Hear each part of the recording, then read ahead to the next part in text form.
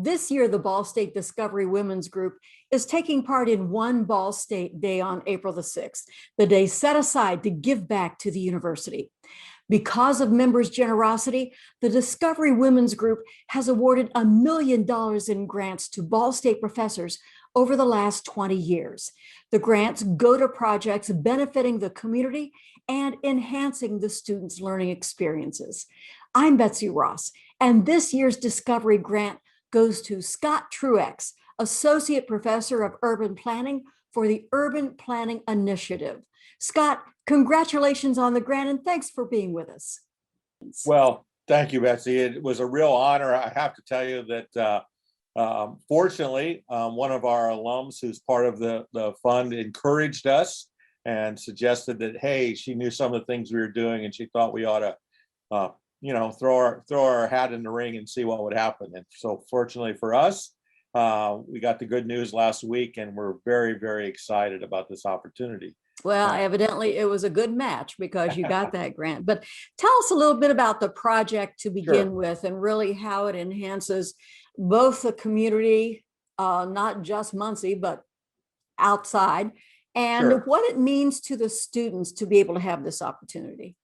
Well, and that really is the exciting thing because we have some this will be a student run and organized project, which will be perfect.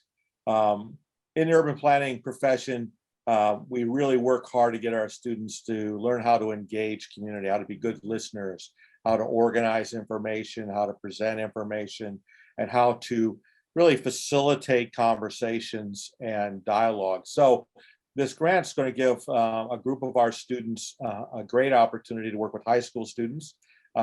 We partnered, thanks again to some alumni and some ladies who run, Jennifer Milliken, who runs Urban Land Institute, which is a premier national development for developers, professional organization. They had developed something called Urban Plan, which is a kind of gaming scenario building process that they have rolled out nationally 15 years ago, that it initially involved Legos and your hypothetical downtown redevelopment strategies to learn what's all involved in redevelopment and how to take a downtown or neighborhood or whatever.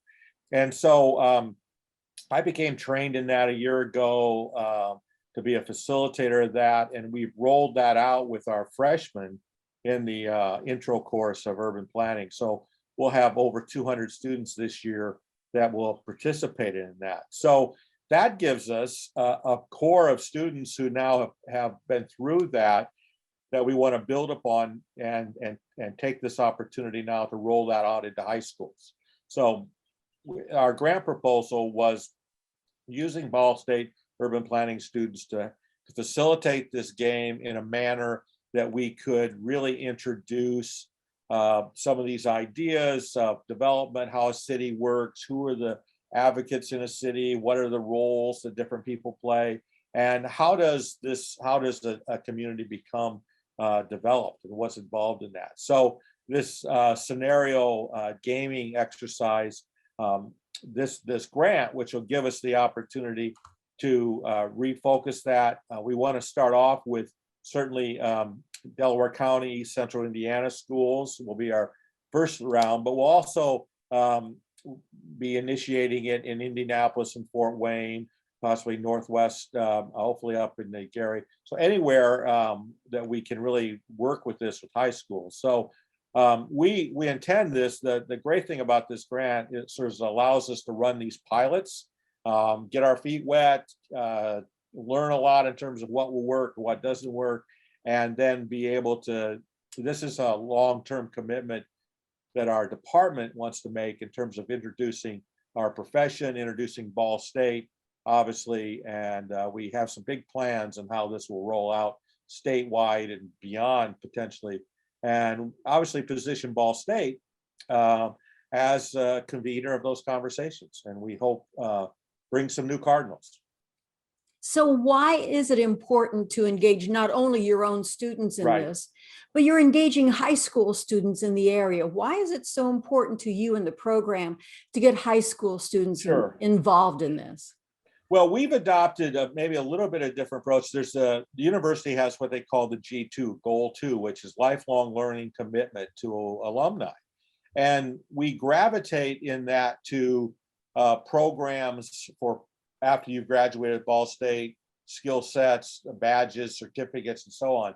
We wanted to take that and say, well, our G2 goal shouldn't start with just at Ball State. Let's talk about pre-Ball State as part of a goal.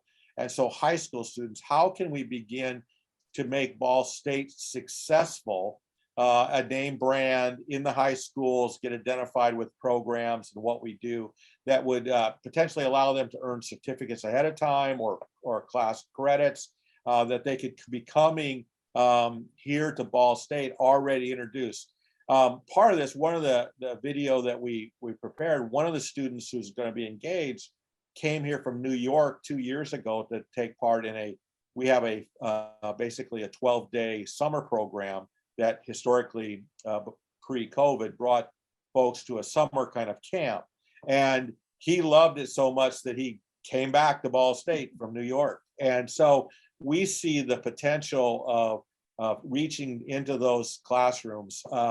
We have some competition over let's call it West Lafayette area, a little university over there that's been very successful at basically getting their brand at a very early age in front of students. And so we think our story of thinking about the future of your community, thinking about issues of energy and transportation and all these things that are part of where you're going to live, what the quality of life is going to be, could you be part of molding that?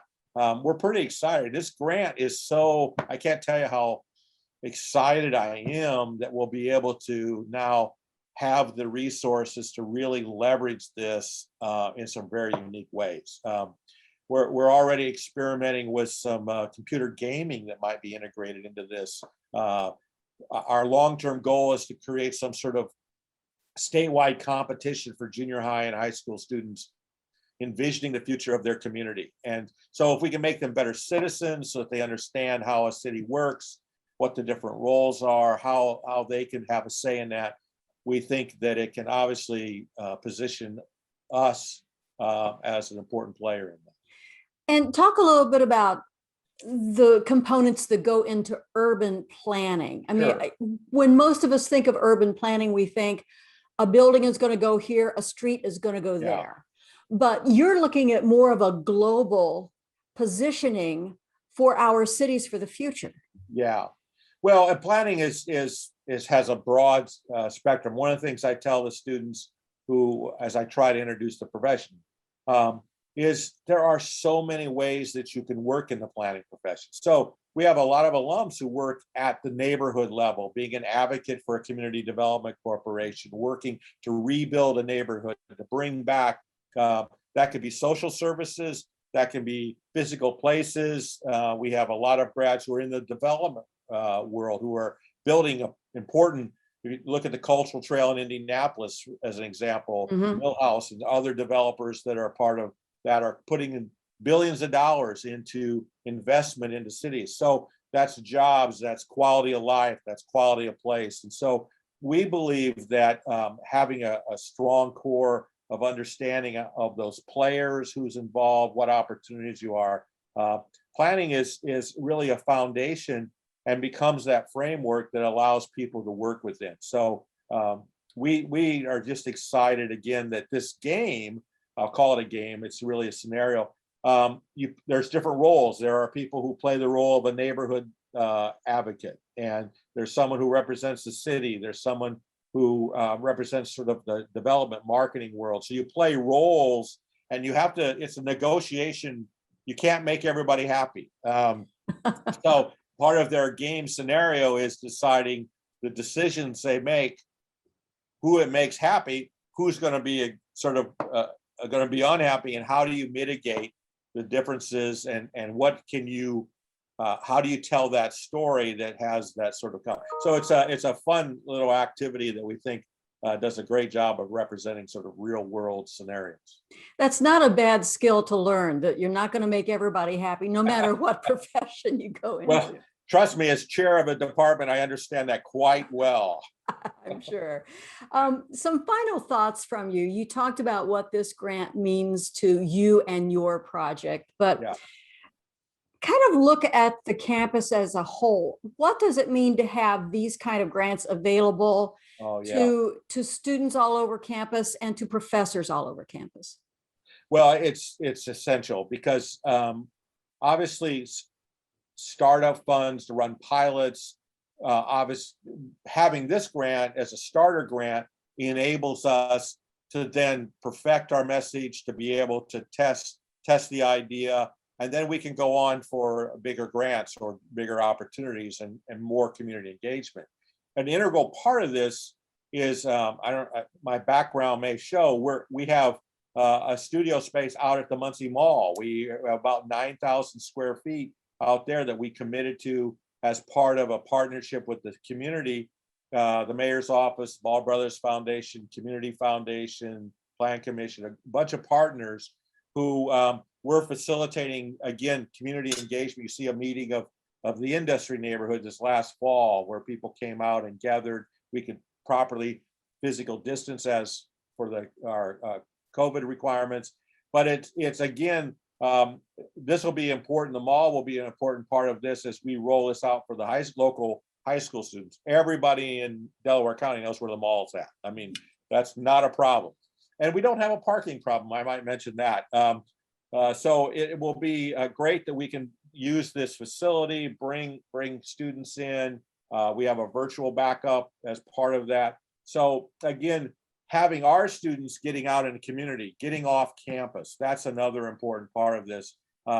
We can sometimes become a little bit of an island here where students are fairly contained and they don't get out much. So having these what I call outposts in the community, I think is really important so they can interact and from a planning perspective, that's critical of how you learn how to engage with people and listening and dialogue. Scott, good luck with the program. Thank you for your time. And again, congratulations. Thank you. Hopefully we can have another one and show you some of the success when it's done. Looking forward to it. Thanks. Okay. Thank you.